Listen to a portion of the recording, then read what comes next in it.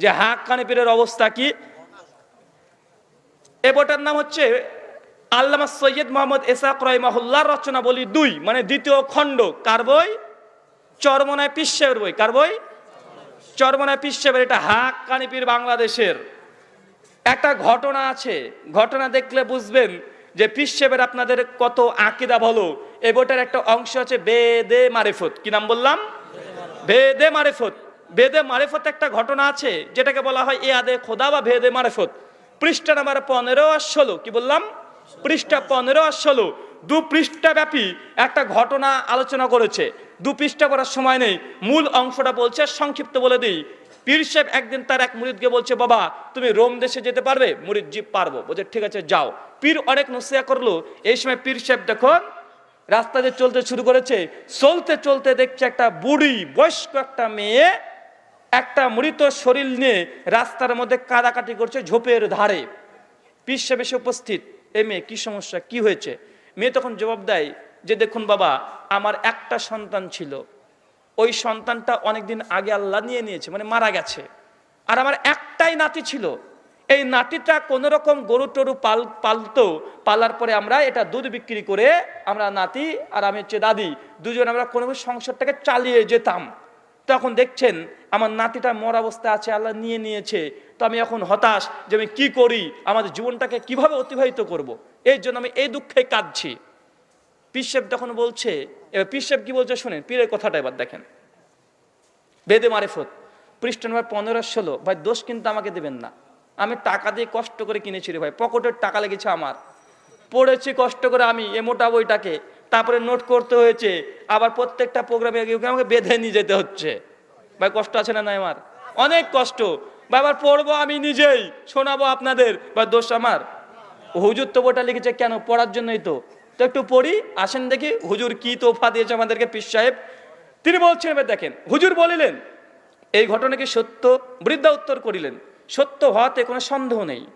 তখন হুজুর বলিলেন, মানে পীর সাহেবের বলছে দেখেন, হুজুর বলিলেন হে ছেলে তুমি আমার হুকুমে দাঁড়াও।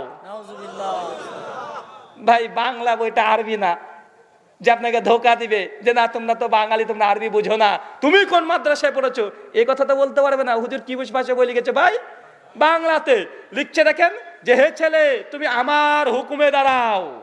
মানে পীর সাহেব মরা ছেলেটার কাছে এসে বলছে, এত কষ্ট লেগে পীরেরা সহ্য লাইনি, পীর তখন মৃত লাশের কাছে এসে বলছে এই ছেলে ওঠ, আমার হুকুমে দাঁড়া। ভাই বলুন তো, ঈসা আলাইহিস সালাম মৃত মানুষকে জীবিত করতো কি করতো না? করতো। কি বলতো? তুমি আমার হুকুমে দাঁড়াও, বিজনিল্লাহ তুমি আল্লাহর হুকুমে দাঁড়াও। সূরা ইমরান আয়াত নম্বর 49। পীরের ক্ষমতা দেখেছেন? এসে বলছে উঠ উঠ, আমার হুকুমে দাঁড়া। ভাই এখানে শেষ না, পিকচার আবি বাকি হে, আরো আছে, একটু নিচে নামতে দেন, যত নিচে নামবো তত দুর্গন্ধ বের হবে। এবার দেখেন কি বলছে,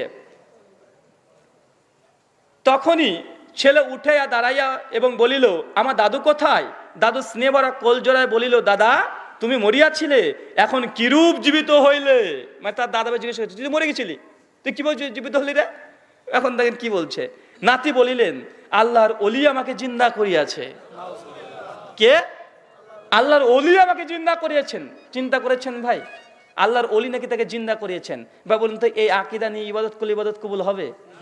ভাই এই যে হাক্কানি পীরের যদি এই অবস্থা হয়, যে না হাক্কানি ওগুলো অবস্থা কি? হাক্কানি পীরের যদি এই নোংরা প্রস্তাব আকীদা হয়, বা যারা একদম গোমরা পথভ্রষ্ট ভণ্ড তাদের আকীদা কি চিন্তা করেছেন? আমি হাক্কানি নিয়ে আলোচনা করছি এই জন্যই যেন বাতিলগুলোর আকীদা কি এগুলো আলোচনা করতে না হয়। তারপরে কি লিখছে দেখেন, এখানে ক্ষান্ত নয়, এই ঘটনা প্রকাশ হওয়ার পরে খাঁটি মুসলমান বাদশার কাছে এই খবর পৌঁছানো হইল। বাদশাহ কুতুব সাহেবের দরবারে হাজির করিয়া জিজ্ঞাসা করিলেন হুজুর আপনি কি বলিয়া বৃদ্ধাকে জিন্দা করিয়াছেন, বৃদ্ধার নাতিকে? মানে যখন দেখছে মরা মানুষকে তাজা করে দিয়েছে পীর সাহেবের এত বড় কারামত, তখন বাদশার কাছে খবর গিয়েছে। বাদশাহ তখন বলছে যাও পীরকে এবার টেনে নিয়ে আসো। পীরকে নিয়ে এসছে। পীরকে তখন বাদশাহ জিজ্ঞাসা করছে তুমি কি বলে এই মরা মানুষকে তাজা করেছো? তখন পীর দেখেন বাদশার সামনে এবার কি বলছে, বাদশার সামনে কি বলছেন আরো আশ্চর্য হবেন, পীরের জজবা দেখেন। পীর সাহেব বলছেন তখন, তিনি বলিলেন যে আমি বলে আছি হে ছেলে আমার আদেশে জীবিত হও। কার সামনে? এবার বাদশার সামনে। বাদশাহ বলছে তুমি এই বলে জিজ্ঞেস উঠতে বলেছো? এবার বাদশাহ রেগে গেছে। বাদশাহ কি বলছে দেখেন, বাদশাহ বলিলেন আফসোস যদি আল্লাহর আদেশে জিন্দা হইতে বলিতেন, মানে বাদশাহ তাওহীদ ঠিক ছিল। বাদশাহ তুমি বলেছো তোমার ইচ্ছাতে উঠবে, তুমি এটা না বলে যদি বলতে আল্লাহর ইচ্ছাতে তুমি ওঠো, মানে বাদশাহ তাওহীদ ঠিক ছিল। পীর সাহেবের ক্ষমতা দেখেন, পীর সাহেবের আরো জজবা বেড়ে গেছে। পীর সাহেব কি বলছে দেখেন এবার।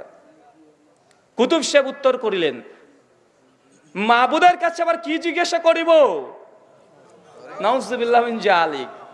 যখন বাদশাহ বলছে তুমি যদি বলতে আল্লাহর আদেশে জিন্দা হও, এই কথা বলে জিন্দা করতে তাতে ভালোই হতো। পীর সাহেব বলছে মাবুদের কাছে আল্লাহর কাছে কি জিজ্ঞাসা করব? আল্লাহর আন্দাজ নাই। নাউজুবিল্লাহ মিন জালিক। ভাই কেউ যদি বলে করেন যে মিথ্যা কথা বলছি বা বানিয়ে বলছি, ভাই জিব্বা আমার আর দা কোদাল আপনার কর্তন করে দিবেন যদি কথা যদি প্রমাণ করতে না পারি। ভাই যারা আছেন পড়ে যাবেন, বইটা স্পষ্ট লিখেছে যে আল্লাহর আন্দাজ নাই, আল্লাহর কাছে কি জিজ্ঞাসা করব? নাউজুবিল্লাহ মিন জালিক। এরপরে কথা লেখেন, দেখেন কি লিখেছে। এই বৃদ্ধার একটি মাত্র পুত্র ছিল। এবার দেখুন পীর সাহেব বলছে কষ্টের কথা, কেন তাকে জিন্দা করেছে। পীর সাহেবের যুক্তি প্রমাণ পেশ করছে বাদশার সামনে। কি বলছে?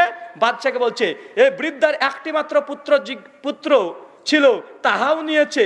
বাকি ছিল এই নাতিটা, যে গাভী পালন করিয়া কোনরূপ জিন্দেগি গুজরান করিত, এখন এটাও নিয়ে গেল।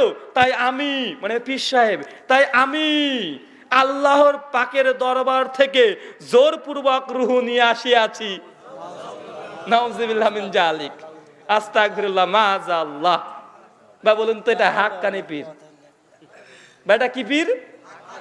হাক্কানি পীর, ভণ্ড পীরে বই পড়ছি। ভাই দোষ যেন আমার না হয় যে রুহুল আমিন ভারতবর্ষ থেকে এসে বাংলাদেশের পীর ফকিরের বিরুদ্ধে আচরণ করেছে। ভাই ভারতের মানুষের কাছে বই বিক্রি করেছেন কেন? বই বিক্রি করেছেন, পড়েছি ভাই, পড়ার জন্যই তো। কেন বেদে মানে 94 নম্বর পৃষ্ঠাতে শেষ দিকে পীর সাহেব স্পষ্ট লিখেছে যে বাবারে আমি তোদের জন্য 27খানা কিতাব রচনা করিয়াছি, তোরা এটা পাঠ করা, আমল করা, জান্নাতে যা। ভাই পাঠ করতে বলেছে ওর কিতাবের মধ্যে বইকে। ভাই আমি পড়েছি। ভাই আমার দোষ, এ কাগজ তোমারা, কলম ভি তোমারা, ছাপনে বলা প্রেস ভি তোমারা, সির্ফ জবান ব্রাদার রুহুল আমিন কা। মানে কাগজও তোমার, কলমও তোমার, ছাপিয়েছ নিজেদের প্রেস থেকে, শুধু জবান কার? জবানটা শুধু আমার। ভাই দোষ আমাকে দিলাম আছে? ভাই এটা যে হক্কানি পীরের অবস্থা। শুধু বইটা নিয়ে যদি পোস্টমর্টম করতে যাই, ভাই 2 ঘন্টার শুধু আলোচনা দরকার। এত নিকৃষ্ট নিকৃষ্ট কথা আছে। আর একটা পড়ি, না পড়লে মনটা থামছে না। পড়বো? রাগ করবেন? দেখেন কি লিখছে, হুজুরে পাক। হুজুরে পাক না না পাক? এরা পাক না না পাক রে ভাই বুঝি না। দেখেন কি লিখছে এবার দেখেন। এবার পড়ছি আশেকে মাশুক, একটা অধ্যায়। এর মধ্যে একটা অধ্যায় আছে আশেকে মাশুক, ইশকে ইলাহি, মানে আল্লাহর প্রতি ভালোবাসতে গিয়ে ফানাফিল্লা হয়ে গেছে। পৃষ্ঠা নাম্বার 35। এগুলো সব দাগানো আছে রে ভাই, সব দাগিয়ে রেখেছি, মার্ক করে রেখেছি। পৃষ্ঠা নাম্বার 35 কি লিখছে দেখেন। পীর সাহেব কেবলা যখন যে আদেশ করিবেন তাহাতে কোনো প্রকার কিলোকাল, কিলোকাল এটা ফার্সি শব্দ। কিলোকাল মানে কি জানেন? আপত্তি। কিলোকাল না করিয়া অর্থাৎ নিরাপত্তিতে তাহা করিতে তাকিবেন। করিতে মানে করিতে থাকবেন। হাফেজ রাহিমাহুল্লাহ ফরমায়াছেন কামেল পীরের আদেশ পাইলে নাপাক শারাব, শারাব মানে বোঝেন? মদ। কামেল পীরের আদেশ পাইলে নাপাক মদ দ্বারাও যায় নামাজ রঙিল করিয়া তাহাতে নামাজ পড়ো। নাউজুবিল্লাহ মিন জালিক। কি বলছে? কামেল পীরের আদেশ পাইলে, কামেল পীরের আদেশ পাইলে নাপাক মদ দ্বারা নিজের যায় নামাজটাকে রঙিল করিয়া নামাজ পড়ো। যদি পীর সাহেবের হুকুম না শুনো তোমার মুরিদই থাকবে না।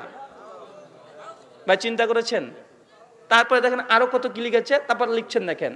অর্থাৎ শরীয়তে কামেল পীর সাহেব যদি এমন কোন হুকুম দেন যা প্রকাশ্য শরীয়তের খেলাফ হয়, তবু তুমি নিরাপত্তিতে আদায় করিবে।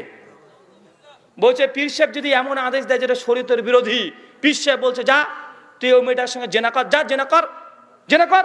যে পীর সাহেব হুকুম করে তো মুরিদকে শুনতে হবে, জেনা করতে যেতে হবে। যদি মুরিদ জেনাতে রাজি না হয় তার মুরিদই থাকবে না। ঘটনাগুলো লেখা আছে, আমি লম্বা পড়ছি না, শুধু এতটুকু আপনাদের জন্য যথেষ্ট। বাট হচ্ছে হাক্কানি পীর। চিন্তা করেছেন হাক্কানি পীরের অবস্থা কি? ভাই আর কিছু আলোচনা করার জরুরত নাই। মহান সত্তা আল্লাহর কাছে দোয়ায় প্রার্থনা, আল্লাহ সুবহানাহু ওয়া তাআলা তোমাদের সকলকেই সঠিক হক জানা বোঝার পরে আমল করার তৌফিক দান করো। আল্লাহুম্মা আমিন।